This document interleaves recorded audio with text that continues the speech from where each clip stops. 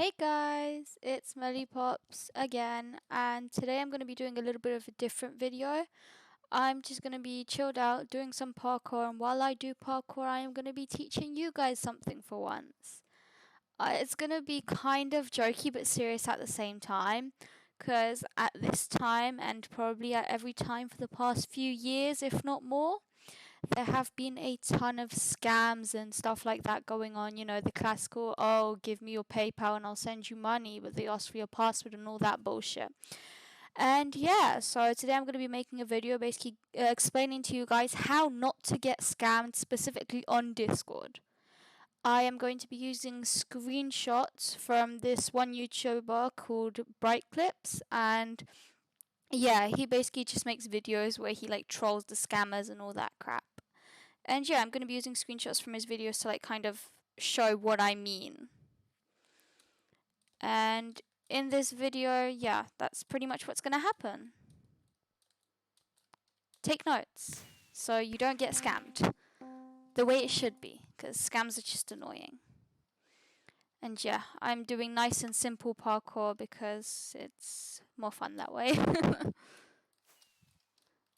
Okay, so my first tip is just okay. So there's a lot of signs like that are pretty clear. The specific examples I will be using are Mr. Beast scammers because those are the screenshots I got from Bright Clips videos. And the first one is when someone calls you sir. Okay, Mr. Beast would not call you sir. Come on, that is just a scammer thing. I do not know why they call you sir, but they just do. It's like, oh yes, sir. Please, can I have your PayPal, sir? It's like no. Okay. So if someone on Discord is asking you for your PayPal, trying to like, you will know if it's a scam if they call you sir. And bye. That's a scam. Goodbye. I don't know why, but that's just a common thing scammers do. So yeah, take notes. Getting called sir is a big no-no. And obviously, once they find out you're a woman, they might switch to ma'am, which is also a no-no. Scam. Nobody says that. Like, sir is like something you get out of respect. You don't just say that to strangers. It's weird. So keep that in mind. Another one is like when they feel you are wasting their time, they will start swearing at you. They will say, like, they will insult you. They'll call you a bitch. They'll call you an idiot, a loser. Yeah, I don't know why, but they have really bad anger issues and they're very impatient. Damn it. Yeah. So also keep that in mind. If someone is being really nice when you're, complying, and then you stop complying for a little bit and they start getting really rude and swearing at you, it's a scam. Scammers get angry when you waste their time, even though they're wasting your time and money when they scam you. But whatever, kind of hypocritical, but I guess they're gonna do them. Okay. And then another big thing for me is when they seem really, really desperate to like send you that money according to them. You know, when like a scammer's like, oh, give me your PayPal. What's your PayPal? What's your credit card information? Do you have Cash App? Do your parents have Cash App? And they're just like really trying to get that out of you. If they're doing that, it's a scam. If they ask for any passwords, it's a scam. Just don't. Just, yeah. It's that simple. Just don't. Anyone asks for your password, say hell no and fuck off. Another thing they like to do is actually say, oh, I'm gonna hack you. Like, if you were gonna hack me, you would have done it already, you scammer. Come on. It's really not that complicated. I just find them really annoying, to be fair. I hope you guys do too. If anyone here is a scammer, please leave. I know I don't have a giant following, but if you're a scammer, exit.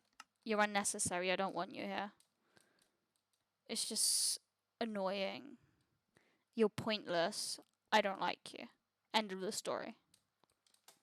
I just feel like scammers, yeah, they need to like straighten out. They need to get a better job, because honestly it's just a big no-no.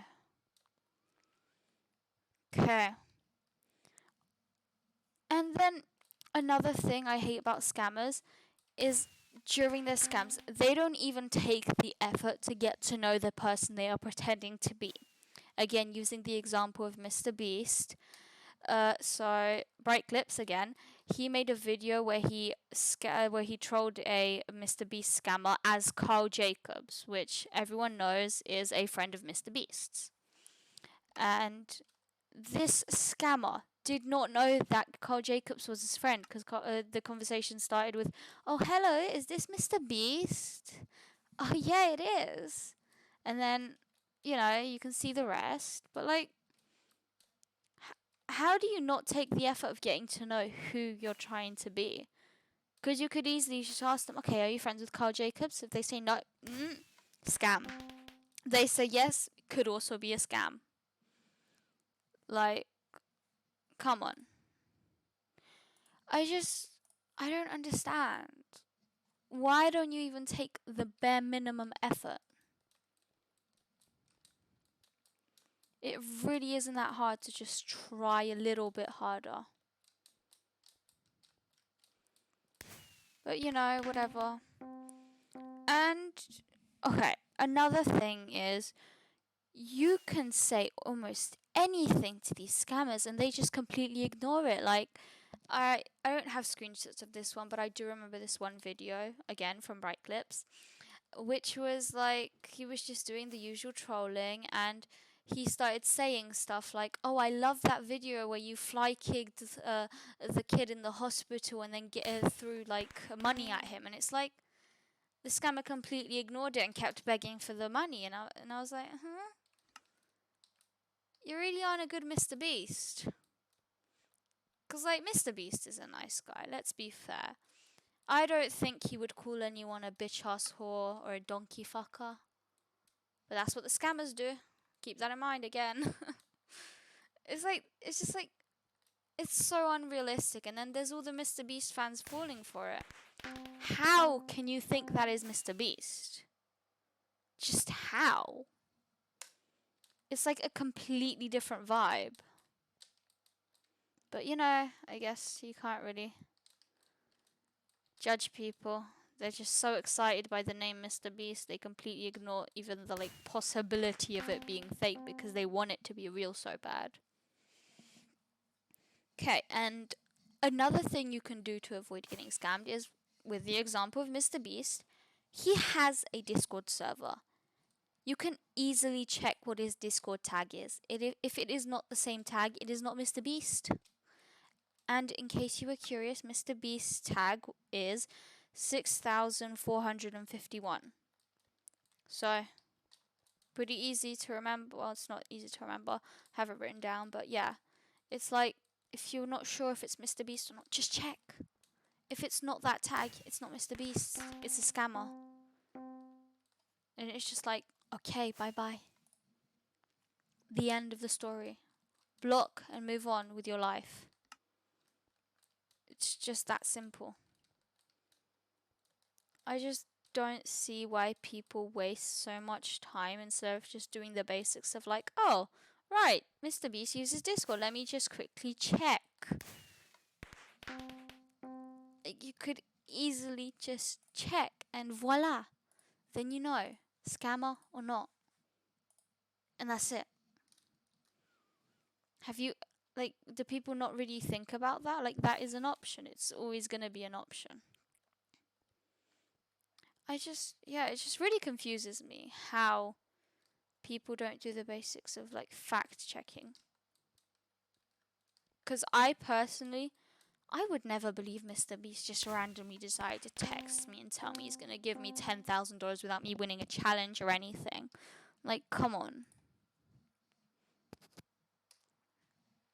Yeah, I mean, it's crazy. And the amount of scammers there are, it's like you get the telephone scammers. There are a few good YouTubers you could check out, just in general, you could just Google scammers getting trolled. There's this one guy that makes these really cool glitter bombs, and yeah, those it's really funny. He catches basically like scammers and all this stuff and glitter bombs them, which is just great. And yeah, I think in general, you could just like do better. It's just like be more careful. And also, there's these programs, some scammers, telephone scammers. I know we're getting off topic, but some telephone scammers use these programs that let you control your computer, and it's like, huh? It's like you have to be really careful with what you're downloading over the phone just because someone says so. Don't do it.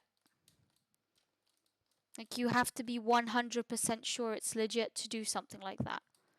Cuz if it isn't, that's just how you get scammed. And nobody actually wants to get scammed, right?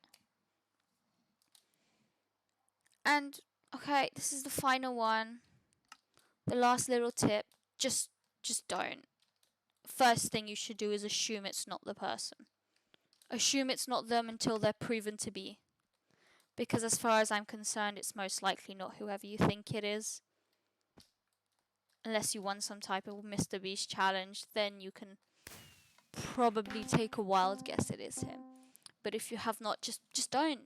Assume it's not. It's that simple. You could really get out of a lot of problems by just assuming no instead of assuming yes. Sorry, why didn't I just... Okay. Yeah, I mean, why assume yes instead of assuming no?